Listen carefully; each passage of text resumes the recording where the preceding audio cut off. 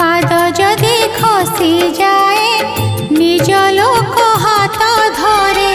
भाग्य जदि मंद हुए